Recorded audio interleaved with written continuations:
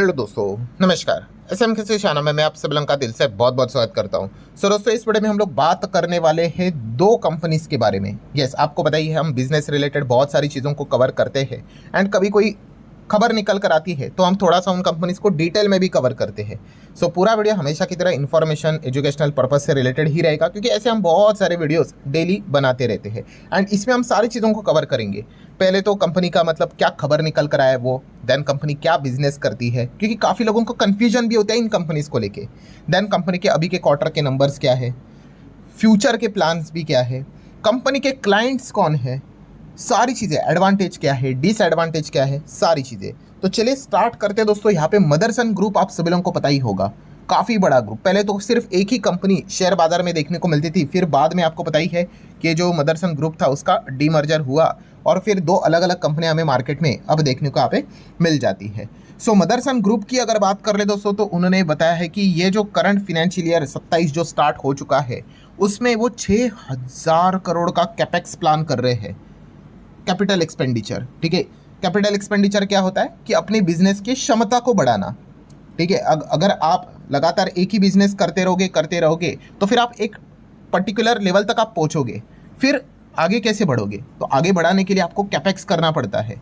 ठीक है, कि अगर जहाँ तक आप पहुंचे हो तो और कंपनी की क्षमता बढ़ाओ, और नए प्लांट्स लगाओ, मशीनरी लेके आ जाओ, तो इस चीज़ के चलते कंपनी का बिजनेस आगे बढ़ेगा, ग्रोथ आएगी। 6000 करोड़ कंपनी यहाँ पे इन्वेस्ट करने वाली है। ठीक है, एंड उन्होंने ये भी बताया है कि अलग अलग इनके बिजनेसेस है वहाँ पे भी वो फोकस करने वाले हैं। अलग अलग मतलब देखिए, पहले तो उन्होंने बताया कि जो ये 6000 करोड़ है उसमें से हाफ मतलब 50% 3000 करोड़ तो भाई सीधा सीधा इनका जो ग्रोथ वाला जो प्रोजेक्ट्स है उसी के ऊपर वो खर्चा करेंगे। ठीक है, एंड बाकी की अगर बात कर ले तो उन्होंने बताया कि मेंटेनेंस एंड ऑपरेशनल रिक्वायरमेंट जो रहता है उसके ऊपर पैसा यहाँ पे चला जाएगा। एंड उन्होंने ये भी बताया है, अब मदरसन ग्रुप की अगर बात कर ले, इनके जो दोनों कंपनियां हैं बाजार में लिस्टेड है, उनका ट्रेडिशनल बिजनेस कौन सा है?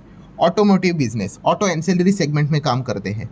उस पर तो वो काम करेंगी, बट अब कंपनी कंज्यूमर इलेक्ट्रॉनिक के ऊपर भी फोकस करेगी, क्योंकि उन्होंने खुद बताया है कि they wanted to expand beyond its traditional auto sector का बिजनेस। कंज्यूमर इलेक्ट्रॉनिक में भी हम ये मतलब ये आगे जाते हुए देखने को यहाँ पे मिलने वाले हैं। कंपनी ने ये भी बताया कि कुल मिला के 16 फैसिलिटीज़ करंटली अंडर डेवलपमेंट चल रहा है यहाँ पे। ग्लोबली अगर हम यहाँ पे बात करें तो उसमें से 13 एक्सपेक्ट किया जा रहा है कि इसी साल ऑपरेशनल भी यहाँ पे हो जाएंगी।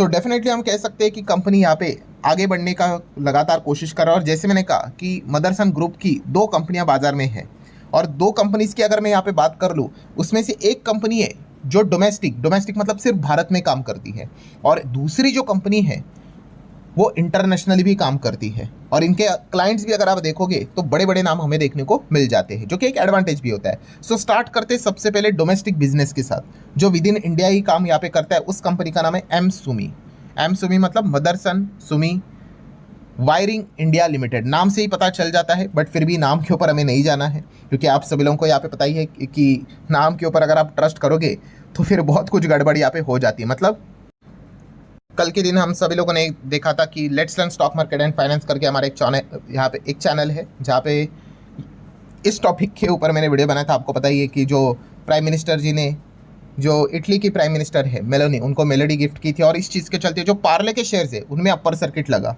ठीक है, बट वो पार्ले का शेयर जो हम सोच रहे हैं वो ये पार्ले के शेयर में काफ़ी अंतर है। ठीक है, ये वाला वीडियो आप चाहो तो देख सकते हो, लिंक मैंने ऊपर आई बटन पे दिया है। काफ़ी कुछ नई चीज़ें भी आपको सीखने को ज़रूर मिलेगी। ये वाला पॉइंट मैंने क्यों बताया, क्योंकि नाम से ऊपर आप लोगों ने नहीं जाना चाहिए, बट हाँ ये जो कंपनी है उसका नाम और काम भी वही है। मतलब कंपनी यहाँ पे वायरिंग हार्नेस इंडस्ट्री में काम करते हुए देखने को मिल जाती है। एंड अगर देखा गया तो मार्केट शेयर भी इनका 40% के आसपास है।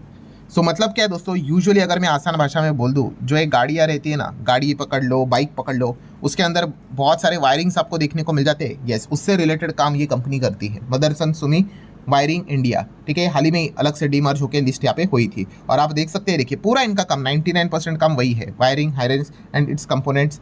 देन डोमेस्टिक 100% काम डोमेस्टिक मतलब विद इन इंडिया ही करती है। अगर बात कर ले 61% पैसेंजर व्हीकल में वायरिंग का काम करती है, टू व्हीलर में 13% एंड कमर्शियल व्हीकल में 10%। असेट ब्रेकअप भी देख सकते हो 100%, सब कुछ इनका इंडिया में ही है। एम सुमी की अगर हम लोग बात करें तो अब इनके क्लाइंट्स की अगर बात कर ले तो आप इनके क्लाइंट्स देख सकते हो। मारुति सुजुकी सबसे बड़ा क्लाइंट, एंकर क्लाइंट है इनका, लार्जेस्ट रेवेन्यू इधर से ही आता है। ऐसे ही बोल रहा हूँ, ऐसे ही मान लो अगर मारुति सुजुकी ने अपना क्लाइंट अगर बदल दिया तो भाई इस कंपनी की बैंड बच जाएगी। ठीक है, ऐसी बात नहीं खत्म हो जाएगी, बट यस जैसे कि लिखा है कि अलग अलग क्लाइंट से पैसे आते हैं, बट ये इनका एंकर क्लाइंट है। ठीक है, मतलब लार्जेस्ट पैसा इधर से आता है। Then Tata motor passenger commercial vehicle, ये टाटा मोटर के अंदर जितना भी वायरिंग होता है ना, ये एम सुमी ये कंपनी काम करती है। Mahindra and Mahindra SUV and farm sector की बात कर ले तो ये कंपनी इसकी वायरिंग यहाँ पे बिजनेस करती है। देन टोयोटा किर्लोस्कर की अगर बात कर ले, इंडिया का जो बिजनेस है ये कंपनी उससे रिलेटेड काम करती है। होंडा कार्स इंडिया की बात करें, अशोक लेलैंड की बात कर ले हेवी कमर्शियल में, हीरो मोटोकॉर्प की बात कर ले तो टू व्हीलर में, सिमिलर वे बजाज ऑटो की बात कर ले तो 2 से 3 व्हीलर में, टीवीएस की भी बात कर ले तो 2 व्हीलर में। ठीक है, तो ये सब कुछ वायरिंग वाला काम ये कंपनी इनका हैंडल यहाँ पे करती है। देन रिसेंटली क्वार्टरली नंबर आए थे कंपनी के, तो आप देख सकते हो 2500 2800 करोड़ का रेवेन्यू था, जो कि इस क्वार्टर में 3,500 करोड़ तक चला गया, तो अच्छी बात है। एंड वहीं पे प्रॉफिट की बात कर ले 165 करोड़ था, 149 था, वो 167 हो गया। मतलब क्वार्टरली ठीक है, ईयरली हल्का सा बड़ा है। ठीक है, ईपीएस भी 0.25, 0.23, 0.25, तो कोशिशें चल रही है भाई, कंपनी ग्रोथ पकड़ने का विचार यहाँ पे कर रही है। एंड शेयर होल्डिंग पैटर्न की बात कर ले तो प्रमोटर आप देख सकते हैं 61.72 है, एफआईएस एंड डीएस 9 और 17, मतलब डिसेंट शेयर होल्डिंग पैटर्न है। बाकी पब्लिक के पास 11% है। एंड प्रमोटर की अगर हम यहाँ पे बात कर रहे तो कितना स्टेक गिरवी है, तो कोई भी स्टेक हमें गिरवी देखने को नहीं मिल रहा है। सो ठीक है दोस्तों, ये थी पहली कंपनी जिसका शॉर्ट फॉर्म क्या है, एम सुमी, ये इसका नाम आपको देखने को मिल जाएगा। अब आ जाते हैं दोस्तों सेकंड कंपनी, जो कि अभी हम लोगों ने जो एम सुमी अभी ये कंपनी पढ़ा ना, उसी का ये पेरेंट कंपनी है। ठीक है, ये और उसका नाम क्या है, संवर्धन मदरसन इंटरनेशनल लिमिटेड। ठीक है, अब आप देख सकते हो नाम में प्राइवेट नहीं लिखा है, सिर्फ लिमिटेड लिखा है। मतलब क्या है, ये पब्लिक टाइप की है, मतलब शेयर बाजार में लिस्टेड है। सो ये जो कंपनी है दोस्तों, ये भी ऑटो सेगमेंट से ही काम करती है, कंपोनेंट्स में ही काम यहाँ पे करती है, बट ये इंडिया के साथ साथ इंटरनेशनली भी काम करती है। ठीक है, एंड जो एम सुमी है वो तो सिर्फ वायरिंग से रिलेटेड काम करती है। ये सारा गाड़ी के अंदर का जो मतलब हम जो कहते हैं ना एंसेलरी वाला पार्ट, वो सारा इसमें ये कंपनी काम करते हुए हम लोग को देखने को मिल जाते हैं। इस कंपनी के क्लाइंट्स अगर आप देखोगे तो Mercedes Benz, Audi, BMW, Portia की अगर बात कर ले, जैगवार एंड लैंड रोवर की बात करें, बड़े बड़े क्लाइंट्स हमें इनके देखने को मिल जाते हैं। देन फॉक्सवैगन ग्रुप की बात कर ले, ये यहाँ से इनका सबसे बड़ा रेवेन्यू आता है।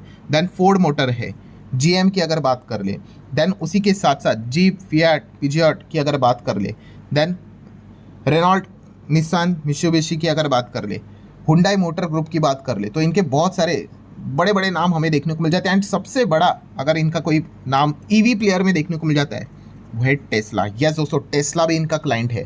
ठीक है, तो ये एक सबसे बड़ा एडवांटेज वाला पॉइंट इनका हमेशा हमें देखने को मिल जाता है। क्वार्टरली रिजल्ट्स की बात कर ले तो आप देख सकते हैं मार्च में इनके नंबर्स बड़े नजर आएंगे, क्योंकि पेरेंट टाइप की है, तो इसमें एम सुमी के भी नंबर ऐड रहते हैं। तो 29,000 यहाँ पे 31,000, और इस मार्च में कितना है 34,000 करोड़ का रेवेन्यू।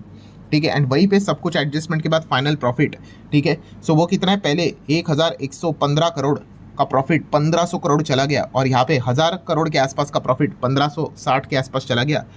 एक का EPS 0.97 का EPS ऑलमोस्ट 1.5 के करीब जाते हुए देखने को मिला है। सो रही बात शेयर होल्डिंग पैटर्न की, तो प्रमोटर आप देख सकते हैं इस कंपनी के 48.6 है। FIS की बात करें तो 12.5 के आसपास, DIS की बात करें तो 21%, पब्लिक भी कितना है 17.5, मतलब well balance share holding pattern नजर आ रहे हैं। और कितना स्टेक गिरवी है प्रमोटर का 48 में से हार्डली 3%, इतना कोई चिंता की बात नहीं है। सो ठीक है दोस्तों, ये जो दो कंपनीज है उनको आप अपनी साइड से स्टडी यहाँ पे कर सकते हो। ठीक है, इनके नाम अगेन आपको मैं दिखा देता हूँ। एक है एम सुमी, ये शॉर्ट फॉर्म है, सिंबल के हिसाब से इस नाम से भी आपको ये कंपनियाँ मिल जाएगी। एंड दूसरा है मदरसन। मदरसन मतलब ये इनकी पेरेंट कंपनी जो बड़ी है, इंटरनेशनल लेवल पे भी काम करती है। सो ज़रूर अगर आप चाहो तो इनके नंबर्स को, इनके बिजनेस को, बहुत सारी चीज़ों को स्टडी यहाँ पे कर सकते हो।